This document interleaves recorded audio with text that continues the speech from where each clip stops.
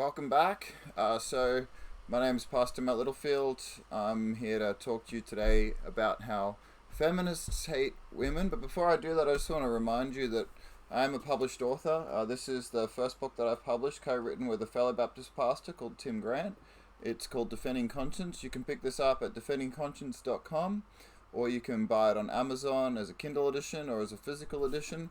This book is about how Baptists specifically, but Christians in general as well, fought for many of the things in the Western world which we consider to be part of our rights, our liberty. It's part historical, it's part political, because it's looking at the historical way that came about, but also the modern political implications of that. So if you're into that sort of thing, pick up a copy of that book. You can also read my writings on Substack at Rev Matt Littlefield, or you can go to my blog, which is Reverend Matt's Writings, which you can look up online. It's a blogspot.com blog. You can look that up on Google.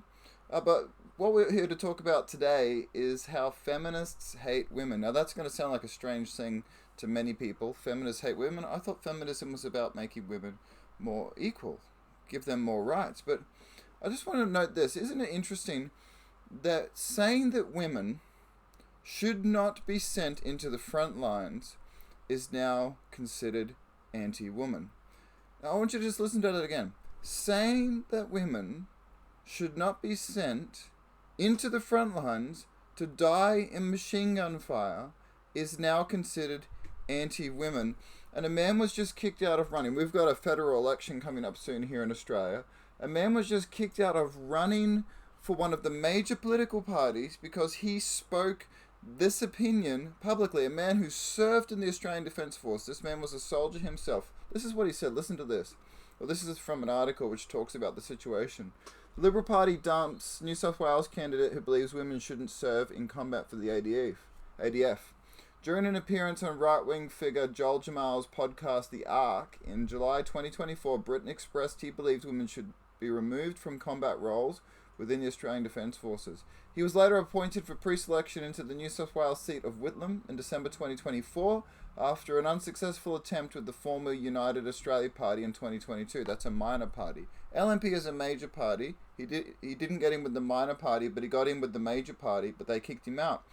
Basically, long story short, he says, if we're to fix our defence force, unfortunately, they're going to need to remove females from combat corps, said Britain, who served in the 3rd Battalion Royal Australian Regiment. 3rd RAR, that's cool. Their hips are being destroyed because they can't cope with the carrying of the heavy loads and the heavy impacts that's required from doing combat-related jobs. I knew some of the toughest men I've ever met in my life. Absolute nows. War left them a shaking mess. Drug addicted. Can't go outside because they have panic attacks. If war can do that to them and destroy them, why would you? Listen to this. This is him. This is the guy they kicked out of this party. This is what he says. Why would you send your beautiful women, your females, the ones that are the backbone of your society? Your society only exists because of women. Why would you sacrifice them in war on the altar? That is a really, really good question. That is a really good question. And I think this guy is spot on. This guy is spot on. I mean, he is 100% correct. Women should not be in combat roles. Women should not be sent to fight for a country. Any country which sends its women to fight on the front lines, to die for defending that country, is a country which hates its women. You know, feminism has always been sold as this thing which is about lifting women up. It's about lifting women up. But it was always designed just to turn women into tax-paying slaves with 40% the upper body strength as men. It was never pro-women. It was always anti-femininity, anti-family, and anti-reason. And it was always a propaganda effort to get women out of the home and into the factories. Feminism did, in Australia and in the West, what communism failed to do. It turned women into the common resource of industries around the world. That was its intention. That was its intention. It's not a coincidence that feminism, socialism, Darwinism, communism, and all these ideologies come from basically the same era in the 19th century and had the same kind of influences behind them. Many of the propounders of these views actually socialized in the same elite functions. You can read about that. It's fascinating to read about. You know, Basically, the powers that be saw that even the man on the lowest on the totem pole could have a beautiful wife and a beautiful home, and she made it not just livable but desirable. And they thought, how can we get this woman out of the home and onto our factory lines? How can we do this? How can we get them chained to the desk, moving on the factory floor, or running into machine gun nests? The insanity of that. And the way was easy. They found a way.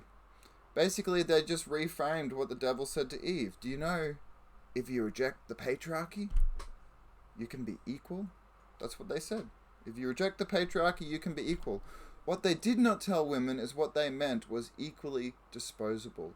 Equally being able to be sent into machine gun fire. And now we've got guys like this man who was kicked out of a political party for running for a political party because he says publicly what many people genuinely believe. Women should not be sent into the battle lines. In fact, this should be a basic assumption in our society, that we should not send women into machine gun nests. They should not be on the front lines.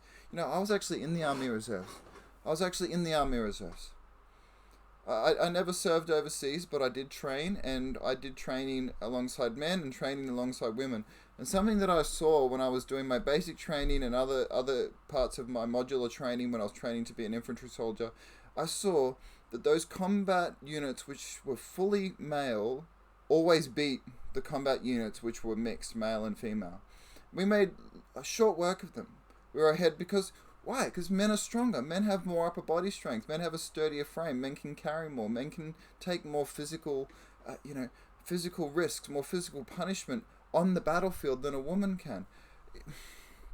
The problem is so many people have watched movies, and look, there are some good movies out there with some stupid scenes.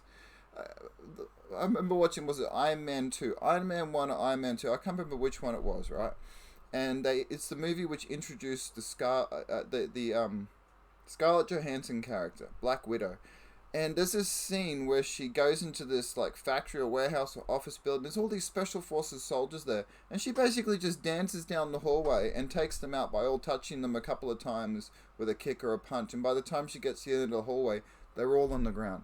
How many times have we seen a scene like this in a modern movie where a 5'5" woman in tights beats up an entire room full of special forces, highly trained soldiers, and leaves them all lying on the ground, completely dominated, even though in real life we know the opposite would happen. In real life, sections, which is what we call some of our groups of soldiers in Australia, or a combat unit that is mixed, will get beaten by the male combat unit every time. The female unit or the unit with females in it won't be able to keep up, won't be able to carry as much ammo, won't be able to be as effective on the battlefield. It's just physics. Males and females have different bodies. We might have seen it in the movies 100 times, how tough women can be in battle, but in real life, it doesn't work out. And people have to stop listening to these movies. In real life, an all-male combat unit will make short work of a mixed combat unit. Men, it's our job to lay our lives down for our society and take the risks and fight for our society if needed. That is our job. It is not the job of our women. You know, our society today is a mixed bag of terrible ideas and terrible curses. Many women seek to destroy the next generation in their womb when they should be seeking to protect them. And many men and women in positions of power and influence are willing to send women onto the battlefield to die because they would rather do that than be accused of being misogynistic or sexist. This is just wrong. We need to repent of this. You know, women should not be sent to die for our society. And God have mercy on a society that does this. Pray that our leaders repent. And pray that men like this are not only not cut out of political parties like this, but that they are rewarded and promoted for speaking the truth. Thank you. I'll see you next time. Remember, You can pick up my books on Amazon, or you can go to defendingconscience.com. There will be more books coming soon. Let me read just a couple of notes from the back. This is from people who endorsed this book. Undoubtedly a significant contribution for our current fight to uphold biblical truth and matters of Christian liberty and conscience. Another quote, all Christians will greatly benefit from this work. The authors are to be commended. This book offers an illuminating and readable account of the tradition of religious liberty. This book is an important work which I encourage you to read to actually understand where our liberties come from. You know, why does our culture do something stupid like sending women into the battlefield? For the same reason that it thinks that it can coerce you on issues of nonsense. Because we have abandoned the scriptures and abandoned our God. We need to get back to that. I'll catch you later.